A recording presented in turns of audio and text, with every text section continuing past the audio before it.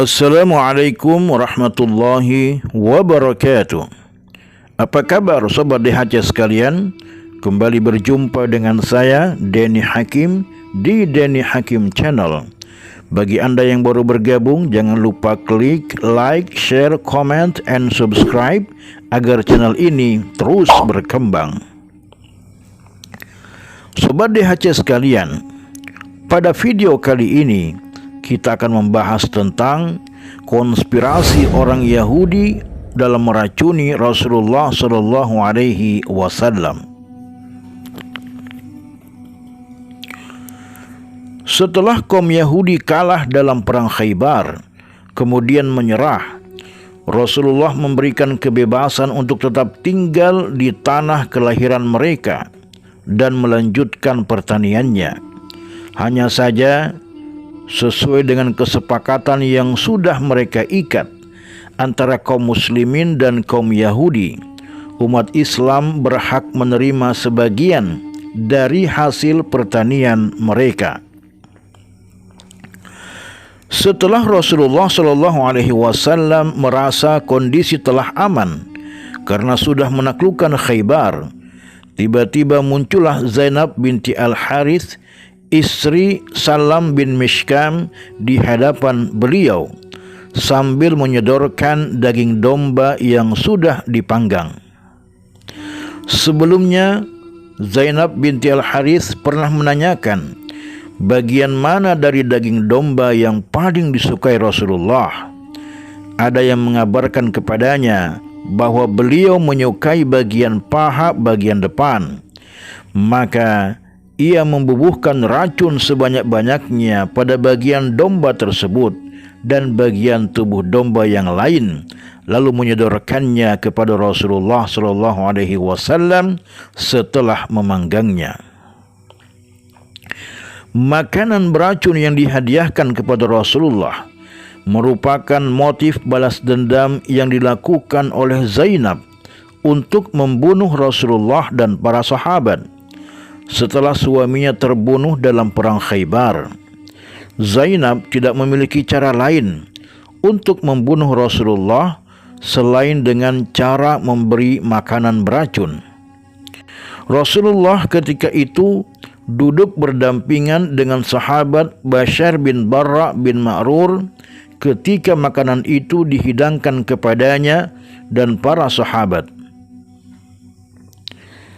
Setelah menerimanya dan semua makanan sudah siap untuk dimakan, Rasulullah mengambil paha depan domba yang sudah dipanggang itu dan memasukkannya sebagian dagingnya ke dalam mulut beliau.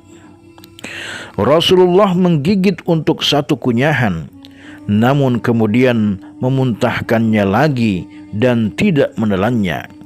Beliau bersabda, "Tulang ini mengabarkan kepadaku bahwa di dalam daging domba panggang ini beracun."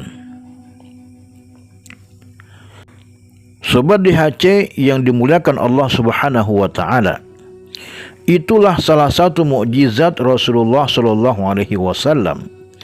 Hewan yang sudah mati, bahkan sudah dimasak sekalipun, memberitahukan kepadanya bahwa daging yang akan dimakan telah dicampur dengan racun. Hal ini tentu tidak lepas dari penjagaan Allah secara langsung kepada Rasul-Nya.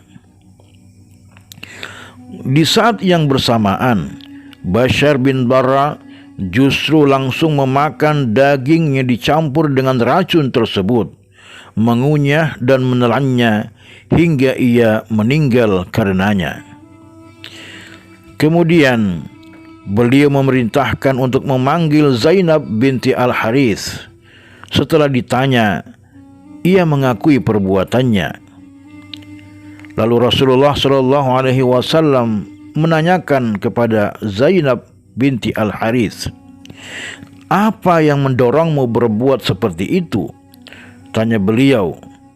Lalu Zainab menjawab, "Aku pernah berkata sendiri, kalau memang Muhammad seorang raja, maka aku ingin menghabisinya. Jika ia seorang nabi, tentu akan ada pemberitahuan kepadanya. Setelah itu beliau meninggalkan wanita itu. Ada beberapa riwayat yang berbeda. Apakah wanita itu dilepas begitu saja ataukah dibunuh? Namun kemudian banyak yang sepakat bahwa memang wanita itu dilepas pada awal mulanya. Tetapi setelah Bishr meninggal karena memakan daging itu, maka wanita tersebut dibunuh sebagai qisas terhadapnya. Syekh Sa'id Ramadan Al-Buti dalam kitab sirahnya mengatakan, ada hikmah luar biasa di balik kejadian ini, yaitu peristiwa turunnya wahyu yang memberitahukan Rasulullah tentang racun dalam daging domba yang akan beliau makan. Hanya saja atas ketetapan yang telah Allah gariskan, Bashr bin Bara terlebih dulu menelan daging beracun itu sebelum Rasulullah memberitahu bahwa daging yang akan mereka makan dibubuhi racun. Bashr pun tewas karenanya. Menurut Syekh Al-Buti, peristiwa ini memberikan sebuah pengertian dan keyakinan perihal betapa kukuhnya penjagaan Allah terhadap Nabi dan Rasulnya dari kejahatan dan tipu muslihat orang-orang yang hendak melakukan kejahatan kepadanya. Ini bukti nyata dari kebenaran ayat Al-Quran dalam surat Al-Ma'idah ayat 67. Allah memelihara engkau dari gangguan manusia. Sungguh Allah tidak memberi petunjuk kepada orang-orang kafir. Demikianlah sobat DHC sekalian, semoga kita bisa mengambil pelajaran dari kisah ini. Terima kasih. Wassalamualaikum warahmatullahi wabarakatuh.